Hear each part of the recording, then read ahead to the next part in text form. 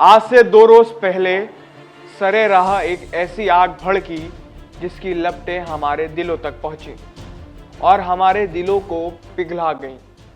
मैं जिक्र कर रहा हूं यमुना एक्सप्रेसवे पर हुए उस दर्दनाक सड़क हादसे के बारे में, जहां एक के बाद एक गाड़ियां आपस में लड़ती रहीं और लोग चोटिल होते गए। एक ही समय पर उस 100 मीटर के दायरे में 14 मौतें हुई और 50 लोग घायल हुए और इन सब की वजह थी जहालत। इस हादसे के 2 दिन बाद हम आपके लिए इस पूरी घटनाक्रम की इनसाइड स्टोरी लेकर हाजिर हैं। जिस कारण ये 14 मासूम जाने गई हैं, इसकी वजह जब आपको पता चलेगी तो आपका चेहरा भी गुस्से से लाल हो जाएगा। नमस्कार, मेरा नाम है एहसन रिजवी और आपने एहसन्स कैफे देखना शुरू कर दिया है। यमुना एक्सप्रेसवे पर घने कोहरे के चलते विजिबिलिटी 0 थी, लेकिन रोजाना की तरह लोग सफर कर रहे थे।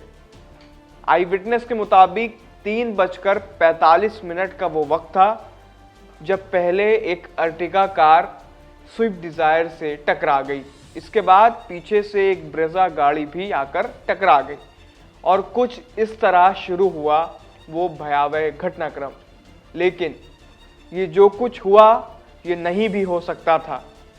दरअसल पहली कार की टक्कर के बाद जो दोनों गाड़ियों पर सवार लोग थे वो बीच सड़क पर ही आपस में झगड़ा करने लगे।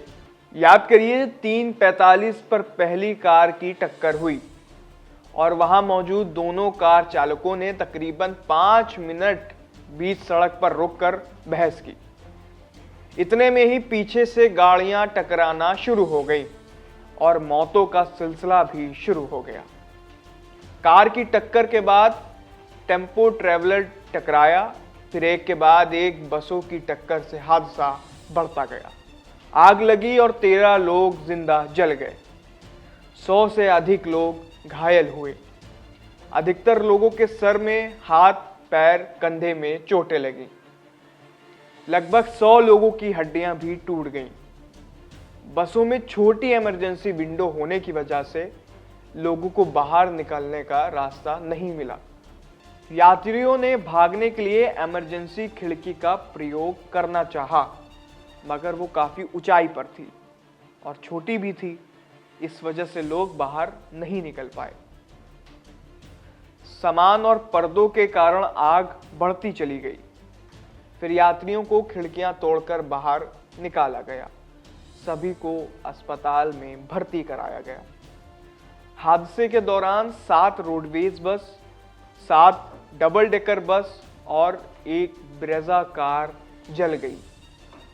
एक के बाद एक सीरीज के हिसाब से 70 मीटर तक एक्सप्रेसवे पर आग की लपटें फैल गईं।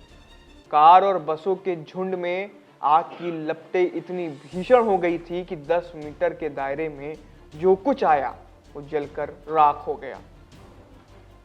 हादसे के बाद एक्सप्रेसवे की आगरा से दिल्ली की ओर जाने वाली लाइन करीब 5 घंटे तक बंद रही।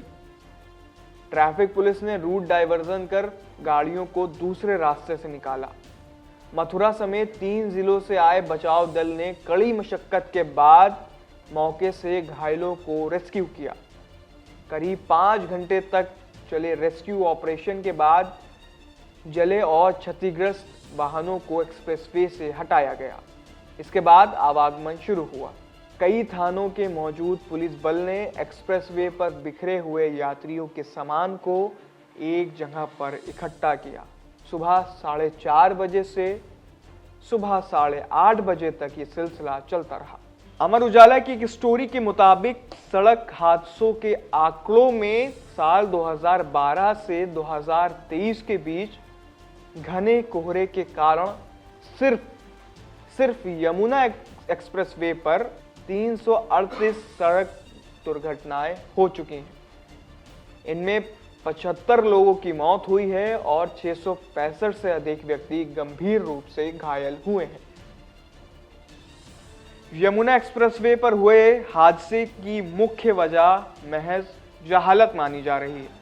आपसी बहस के कारण 14 लोग मारे गए और 50 लोग घायल हो गए। इससे सिर्फ इतना सबक मिलता है कि हमेशा हर जगह लड़ना जरूरी नहीं है। कभी कभी नजरअंदाज कर आगे भी बढ़ना चाहिए, कभी कभी माफ भी कर देना चाहिए। फिलहाल आज के लिए इतना ही, और ऐसे ही खबरों से जुड़े रहने के लिए देखते रहिए खबर चौक। नमस्कार। This video is sponsored by Ram Ram Group of Companies, co-sponsored by Nature House and Bhaiya Ji Silver Coated Ilachi.